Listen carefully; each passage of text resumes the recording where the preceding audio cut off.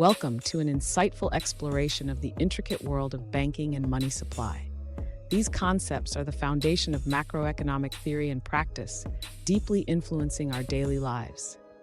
As we delve in, you'll see how banks shape money supply, control capital flow through fractional reserve banking, and harness the money multiplier effect. Understanding these mechanisms is crucial for anyone tackling AP Macroeconomics. By grasping these principles, you'll appreciate how financial institutions and regulators ensure stability and growth. Prepare to uncover the dynamics of banking from a fresh perspective, enhancing your grasp of macroeconomic policies that govern the financial landscape. Join us as we begin this educational journey, shedding light on the forces that drive our economy. Let's delve into fractional reserve banking, a cornerstone of modern banking. Imagine a bank receiving a $1,000 deposit. 10% must stay in reserve, meaning $100 remains, while $900 is available for loans. This process is where the economic impact occurs. Once the $900 is spent and redeposited, the cycle continues, multiplying the money supply. Each dollar can generate more through loans and redeposits. This illustrates how banks create money by lending while retaining a fraction. It's a fascinating cycle that allows the economy to grow. Understanding this helps grasp the intricate dance between banks, loans, and our broader financial system. Now let's explore the money multiplier.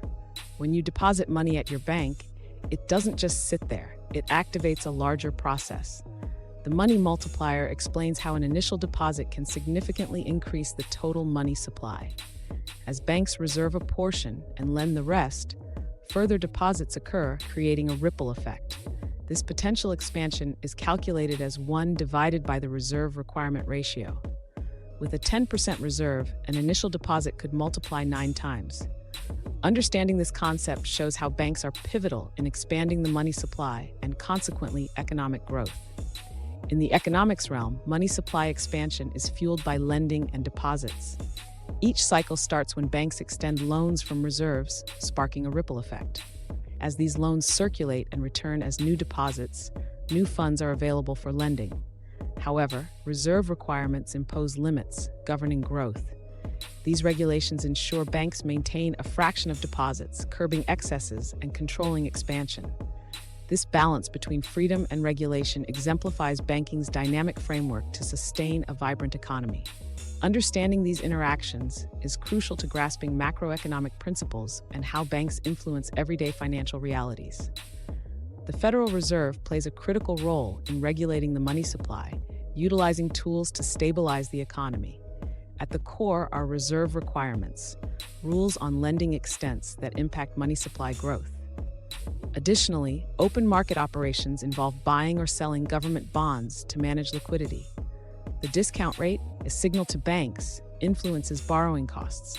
Each tool impacts banking operations and the broader economic landscape. Learning these concepts reveals how regulatory mechanisms affect inflation and growth, emphasizing their importance in AP Macroeconomics through insightful exploration of the efforts.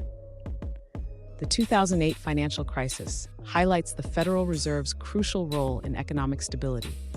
During this tumultuous period, the Fed employed strategies to stabilize the economy, notably lowering reserve requirements, encouraging banks to lend more. This action injected liquidity into the system.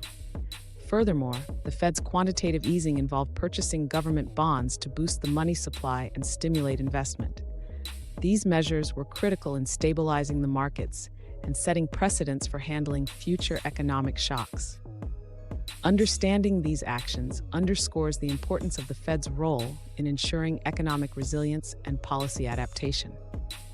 In the world of banking, excess reserves add complexity and stability. During economic uncertainty, banks may hold reserves beyond the required minimum. While conservative for asset protection, this practice can slow money supply expansion. Banks usually lend reserves for profit, but caution diminishes new money creation through lending. This impacts the pace of economic recovery post-downturns. Understanding why banks hold excess reserves illuminates the delicate balance influencing economies. As we explore these financial decisions, the subtle yet pivotal role of reserves in monetary growth becomes clear, showcasing banking's impact on economic landscapes. Today, the Federal Reserve uses open market operations to regulate the money supply. By buying and selling government bonds, the Fed influences liquidity and stability. Purchases inject money, encouraging spending and investment, while sales extract money to curb inflation. This balance is crucial for achieving monetary goals and maintaining economic stability.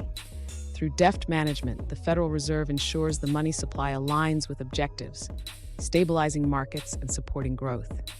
Understanding these operations sheds light on monetary policy's impact on our financial environment, highlighting banking's critical role in steering the economy through macroeconomics. As we conclude our journey into banking and money supply, let's recap key ideas.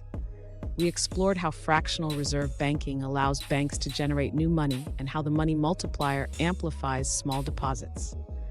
We examined lending cycles that boost the money supply and the Federal Reserve's crucial role in steering this process. Highlighting the 2008 financial crisis, we saw real-world examples of the Fed's navigation through challenges. Additionally, we discussed excess reserves and open market operations impacts. Understanding these mechanisms is vital for macroeconomic literacy, equipping you to analyze the economic landscape and fiscal policies.